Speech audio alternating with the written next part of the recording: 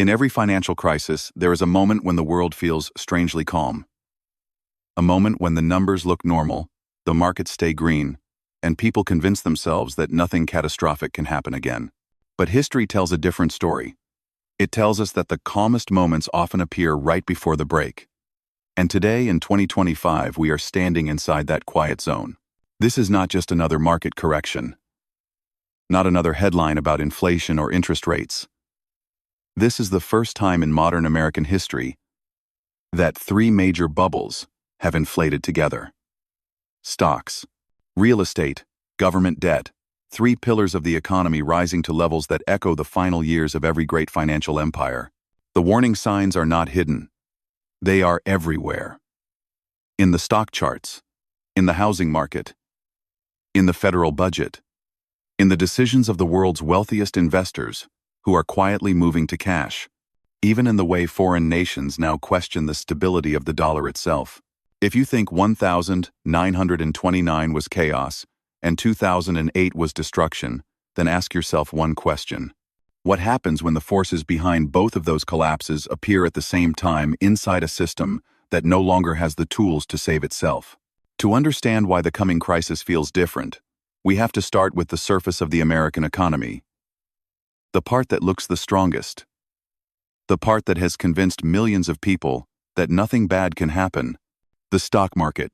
On paper, the United States is experiencing one of the greatest bull markets in history. Indexes hitting new highs. Artificial intelligence becoming the new miracle. Trillion-dollar companies rewriting the rules of business. If you only look at the headlines, it feels like progress. It feels like innovation. It feels unstoppable. But when you look beneath that surface, the picture changes. The foundation under this bull market is far thinner, far weaker, and far more fragile than most people realize. Because today's market is not a broad, healthy system supported by thousands of companies. It is a narrow tower held up by only 7. Apple, Microsoft, Amazon, Google, Meta, Tesla, and Nvidia. 7 companies now represent almost 1/3 of the entire S&P 500. This level of concentration has not been seen since 1929, when a handful of industrial giants carried the whole market on their shoulders. And when those companies stumbled, the entire financial system went down with them. The same fragility is forming again. If even one of these modern giants misses earnings guides lower or simply stops growing at the perfect pace, investors expect the impact spreads immediately. It is not just a bad day for one stock. It is a shockwave that shakes retirement accounts, pension funds, and index portfolios around the world. Nvidia is the clearest example of this imbalance. In just a few years, the company transformed from a niche chip maker into a $3 trillion titan. Its valuation climbed to more than 60 times earnings. Investors now pay $60 for every dollar of profit the company produces. That is not normal. It is speculation. It is the same kind of optimism that surrounded internet stocks in 1999 and radio companies in the late 1920s. Both were revolutionary technologies. Both changed the world. And both fueled some of the largest bubbles in history. But the story does not end with valuations. There is another layer of danger hiding behind the scenes: insider selling. Jeff Bezos unloaded billions of dollars in Amazon stock. Mark Zuckerberg did the same with Meta.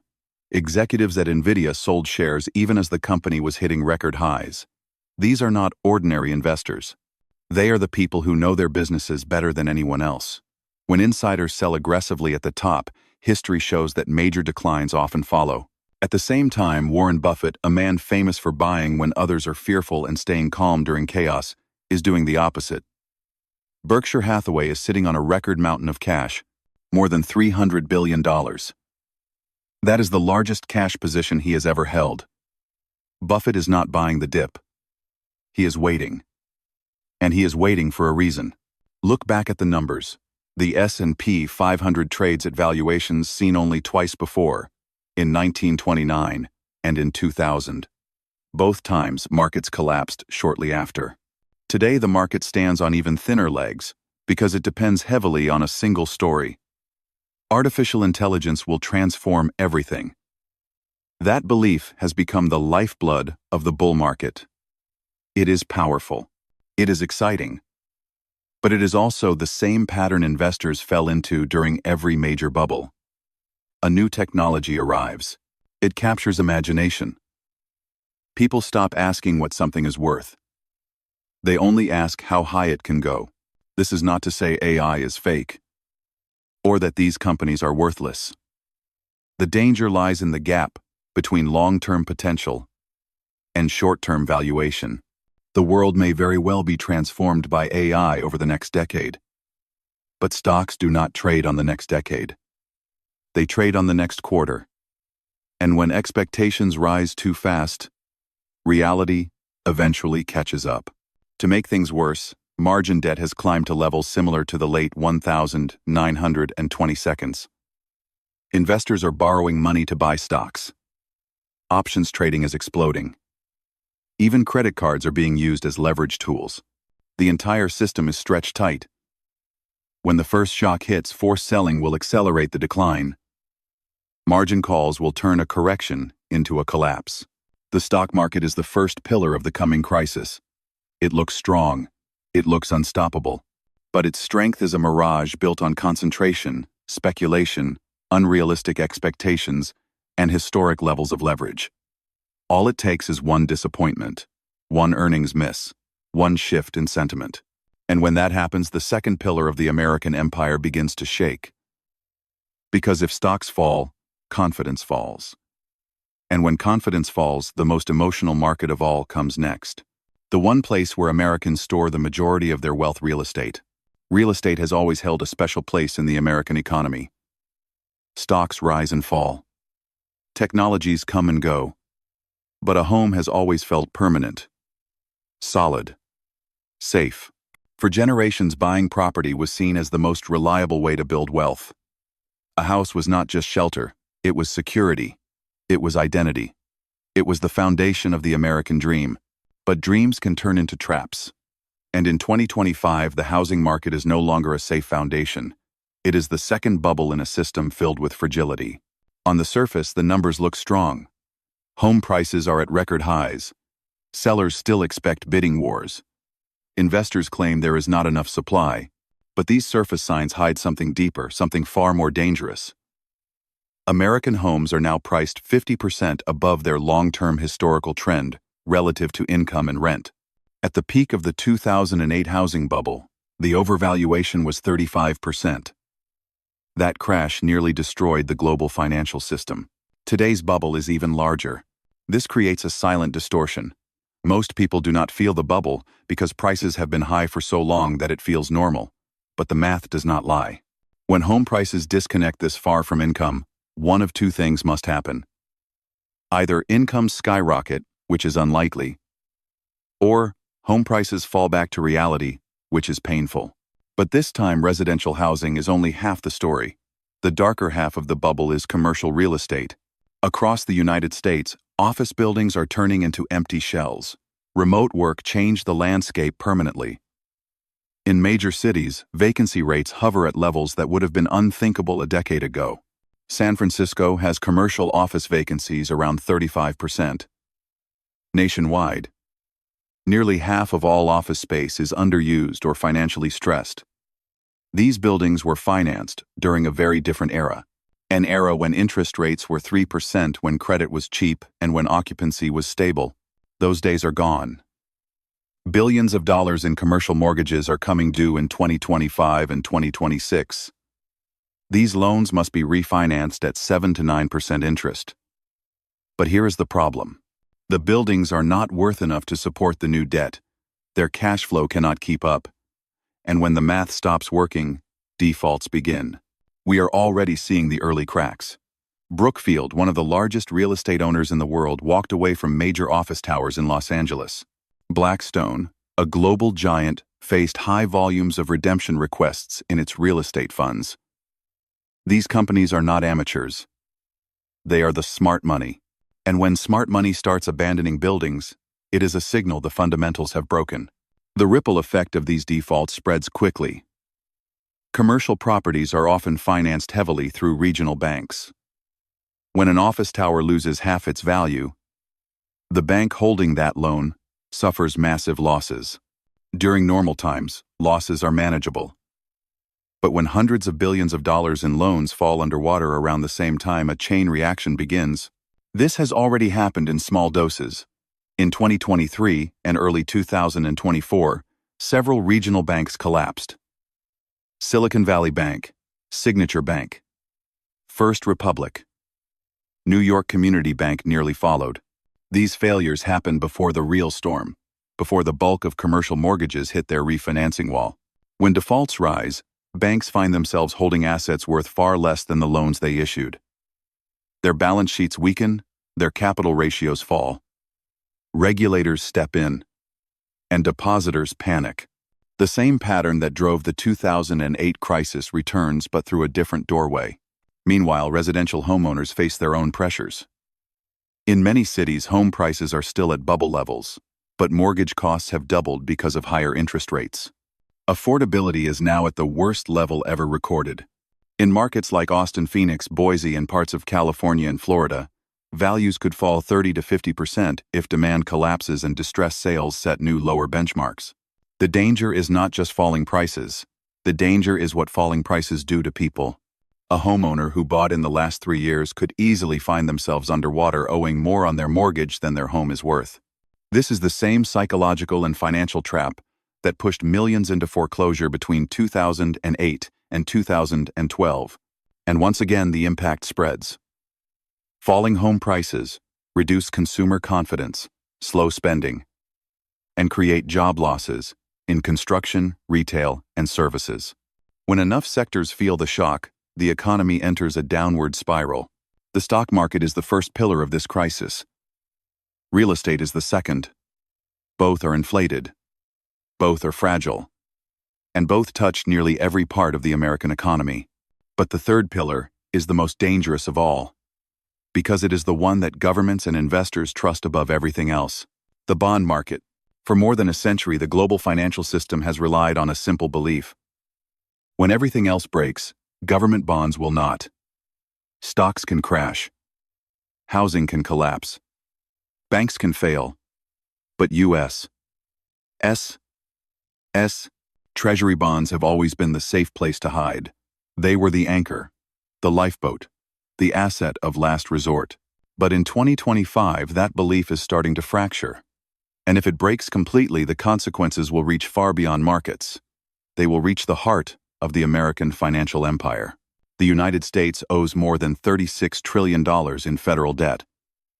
That number is not just large, it is historic. At 125% of GDP, America carries the same debt load it had at the end of World War II. But there is one critical difference. In 1945, the United States was the dominant force in global manufacturing. It was the only major economy left standing after the war. It had young demographics, expanding industries, and a rising workforce. Today, the situation is reversed. America faces aging demographics, an eroding industrial base, and rising competition from nations with lower debt and growing markets. Yet its debt load has exploded, and the cost of carrying that debt has become the most dangerous threat of all. Interest payments on the national debt now exceed $1 trillion per year. That is more than the country spends on defense, more than it spends on veterans, more than it spends on education. The single largest line item in the federal budget is now interest. Money that does not build anything, money that does not invest in anything, money that simply disappears into the past, paying for yesterday's decisions. This is the financial equivalent of a slow bleed. And the bleeding is accelerating. To finance its deficits, the government must issue more bonds. But unlike previous decades, the demand for those bonds is weakening. Japan and China, long among the largest foreign buyers, have reduced their holdings. Domestic buyers are strained, pension funds are saturated, and the Federal Reserve cannot step in without risking a return of the inflation that shook the country only a few years ago. This creates a structural dilemma. When supply rises faster than demand, prices fall, and when bond prices fall, yields rise. Higher yields mean higher borrowing costs for the government. Higher borrowing costs lead to larger deficits. Larger deficits require more bonds. More bonds push yields even higher. This is the doom loop that every indebted empire eventually faces. It is not emotional, it is mechanical. And the United States is moving directly into it. The danger becomes even more extreme when we look at the derivatives market. More than $600 trillion in notional value sits in interest rate swaps and credit-related contracts. These derivatives are built on assumptions of stability. Small changes in yields are manageable, but large sudden moves can trigger cascading failures as counterparties are forced to liquidate positions in a market that is already strained. This is the same mechanism that magnified the 2008 crisis. Except today the numbers are larger, the leverage is deeper, and the tools available to stabilize the system are weaker. Because the truth is simple. The Federal Reserve has used its most powerful weapons already. In 2008, it had room to cut interest rates from more than 5% down to zero. It had a balance sheet of $800 billion, which it expanded through quantitative easing to $4 trillion. These actions were unprecedented. They prevented a total collapse, but they came with a price. Once you break the glass and deploy your strongest tools, you cannot pretend they never existed. The Fed used the same strategy again during the pandemic, expanding its balance sheet to more than $7 trillion. That flood of money contributed to the worst inflation in 40 years, and it destroyed the illusion that quantitative easing was free. Now the Fed is trapped. If it cuts rates dramatically when the next crisis hits, inflation will return.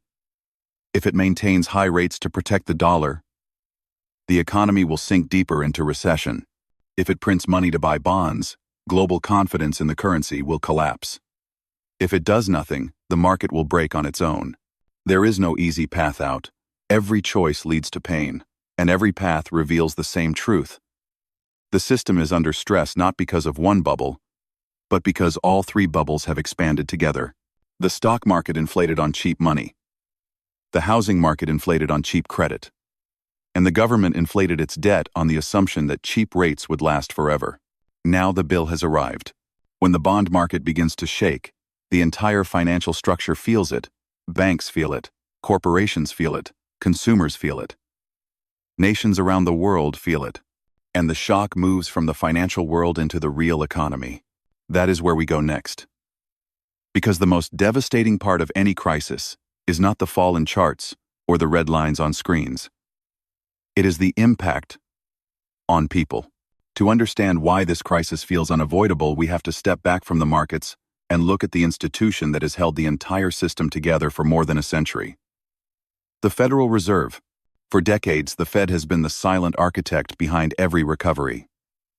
It lowered rates when growth slowed. It raised them when inflation rose. It printed money when banks froze. It bailed out institutions when panic spread. In every crisis, the Fed was the ultimate backstop. But in 2025, the Fed is not the savior, it is the prisoner. The trap began forming decades ago. After World War II, the United States built a monetary empire through the Bretton Woods system. The dollar was tied to gold. Other currencies were tied to the dollar. Trust was strong, stability was high. But in 1971, the gold link broke. Nixon closed the gold window. The dollar became a pure fiat currency. It no longer had a physical anchor. Its value depended entirely on confidence. To protect that confidence, the United States forged a new foundation: the petrodollar system. Oil would be priced and sold in dollars. Nations needed the dollar to buy energy. Demand became structural. The dollar was no longer backed by gold. It was backed by global necessity.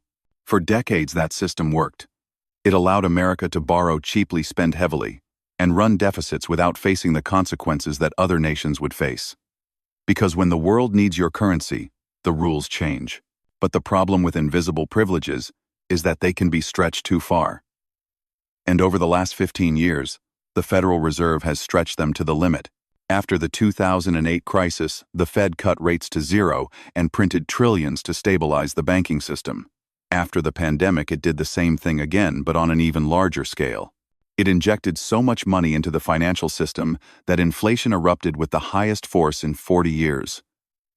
For the first time in a generation, Americans felt their purchasing power shrink in real time. Groceries became expensive. Rent soared. Home prices broke records. The illusion that the Fed could print without consequences disappeared.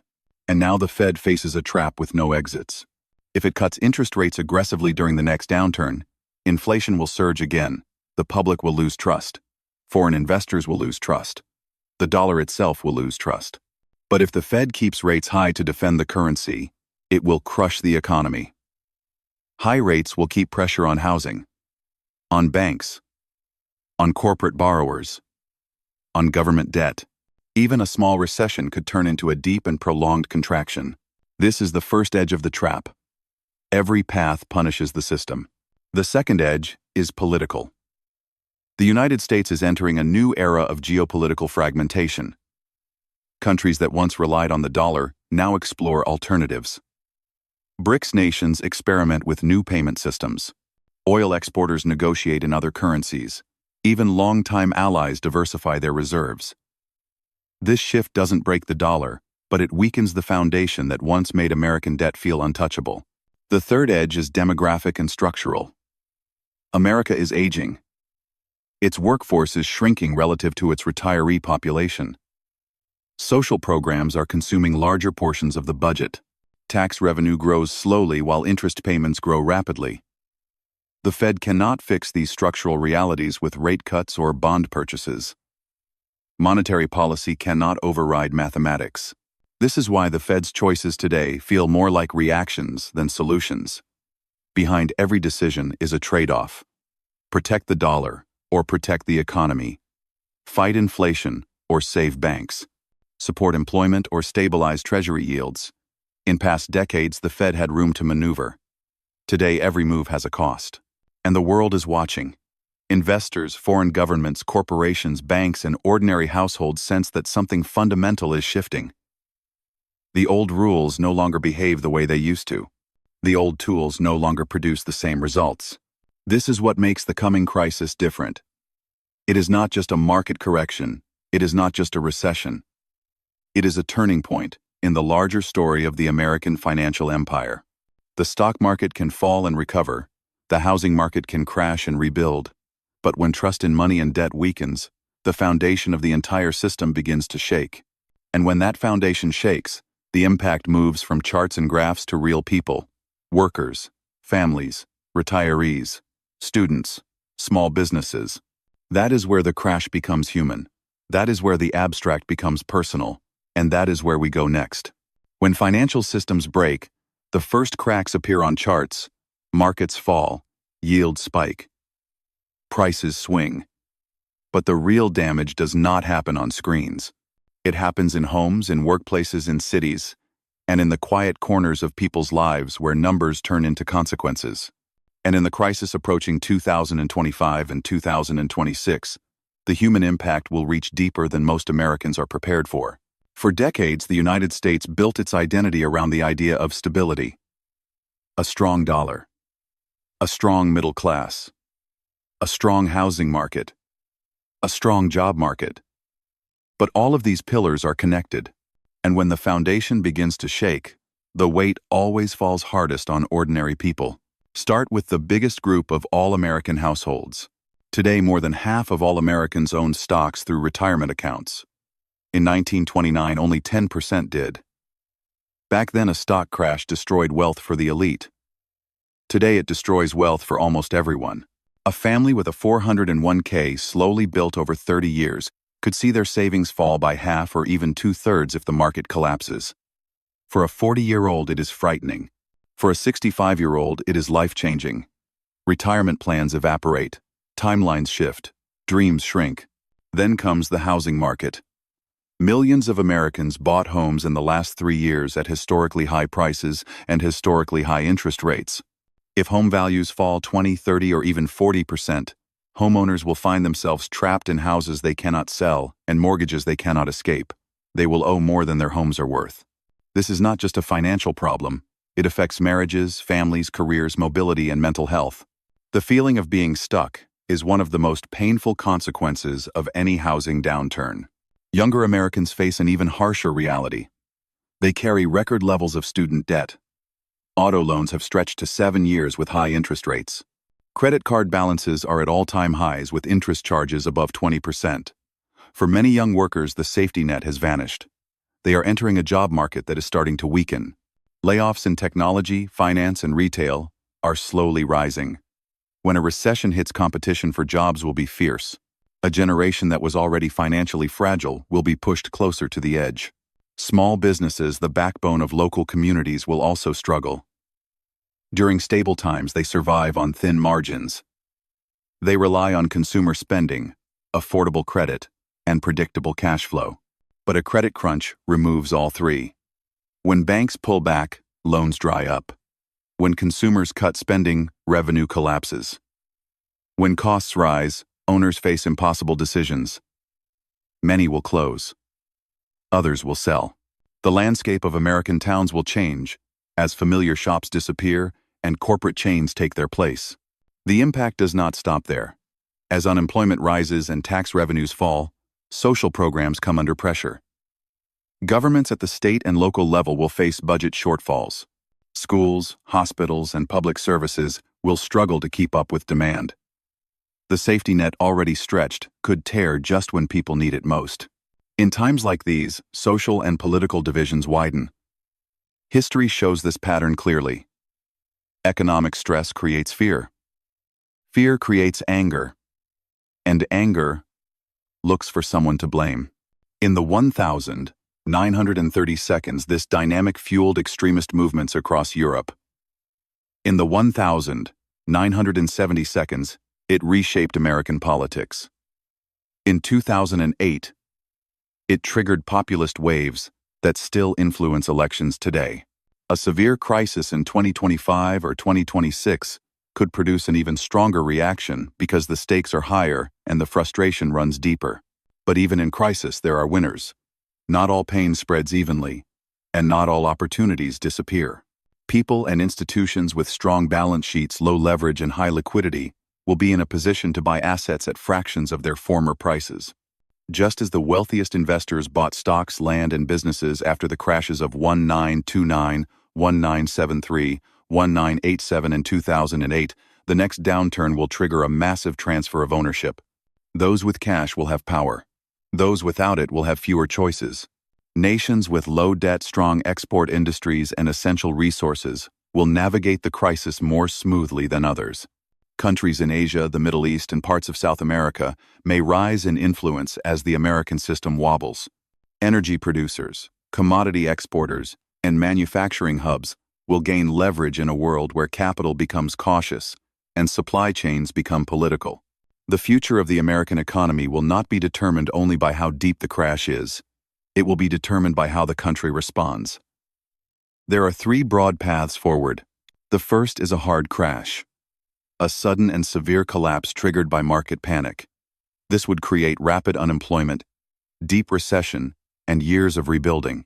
The second is a slow decline. A long, grinding stagnation, similar to Japan's lost decades. Prices drift sideways. Growth remains weak. Wealth erodes quietly, rather than suddenly. The third is an inflationary reset. A period where rising prices reduce the real value of debt. This protects the government, but punishes savers and workers. None of these paths are painless, but all of them share one common lesson: systems break when they depend too heavily on debt, too heavily on confidence, and too heavily on the assumption that tomorrow will look like yesterday. Crises are rarely the end. They are transition points, turning points, moments where a financial order either adapts or fades. And this coming crisis, whatever shape it takes, will be one of those moments. It will reshape industries, it will redefine wealth, it will challenge institutions, and it will leave a mark on an entire generation.